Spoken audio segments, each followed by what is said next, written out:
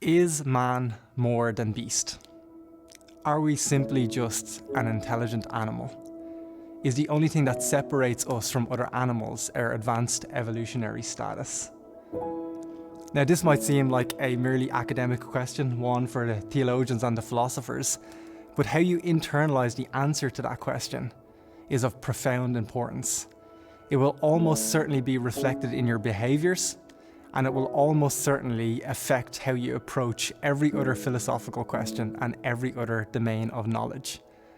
I would go as far as to say that this question lies at the heart of the modern polarity, heart of the tension between different worldviews that we see pervasive in the world today.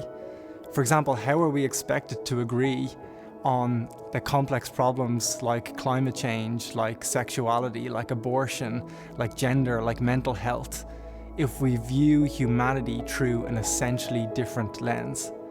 Surely the answer to these complex problems will depend strongly on exactly what humanity is, what the nature of humanity is. In this video, I want to discuss what the Christian answer to this question is. What is humanity? What is mankind?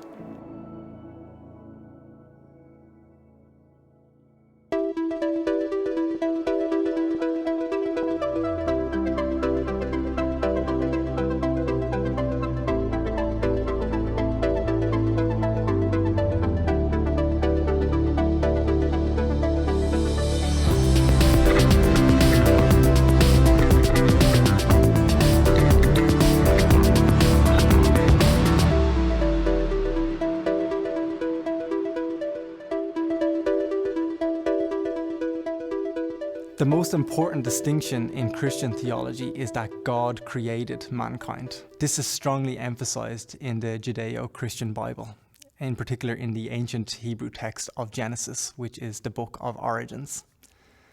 Now, in that book and in the Hebrew language, there are different ways to express the notion of creation, a nuance that maybe the English language doesn't possess. But importantly, one of the words used for creation is the Hebrew word bara.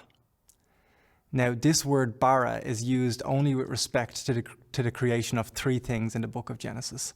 One is the creation of the universe itself. The second is in the first creation of conscious life. And the third is in the creation of mankind. So the author here is implying that these are special modes of creation, distinct from the other modes. In other words, these acts of creation are creation from nothing, or creation ex nihilo, as it goes in Latin. The distinction actually goes further in Christianity. We read in the book of Genesis that God also made man in his image. This was his last creative act. We are his crescendo, the pinnacle of his creative symphony. And the fact of being made in the image of God is strongly emphasized and repeated throughout those early chapters of the book of Genesis. I would go as far as to say that everything noteworthy about man is derived from the fact that we are made in his image. If you think about man's personality, if you think about our capacity to love, if you think about our moral compulsion, if you think about our rational faculty, our appreciation of beauty, or our propensity to create, all of these things are derived from the fact that we are made in the image of an infinite God. These things are dim reflections of God in us. Now, there's always a temptation to derive these aspects of our humanity from our intelligence.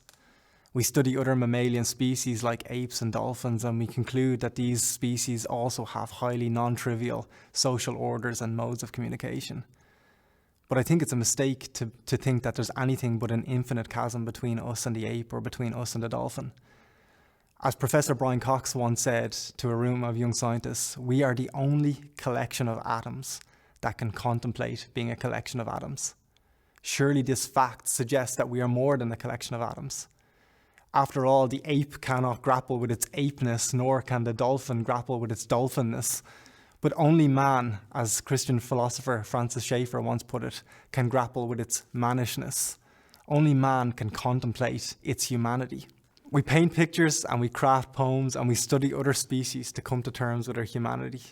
But nowhere has anyone found a species of ape studying and observing humankind to try to come to terms with their apeness. Indeed, even the most childish existential question is infinitely higher than any contemplation of the ape or the dolphin.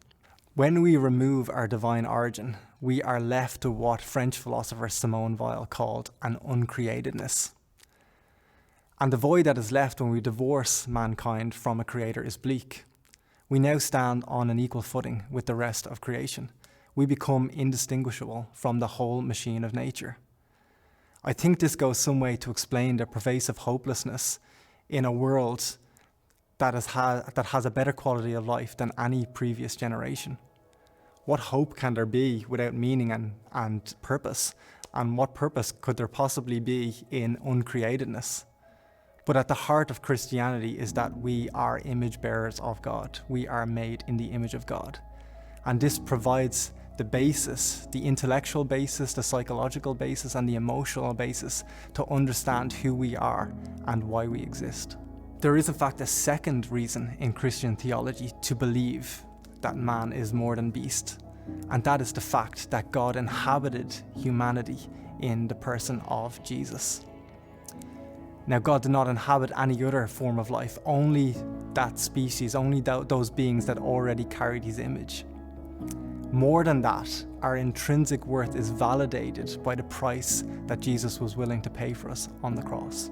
In summary, understanding your createdness is a transformative truth. It takes the whole person and lifts it out from the rest of nature to bear the very image of God himself. Your inherent dignity can rest on no less than this truth.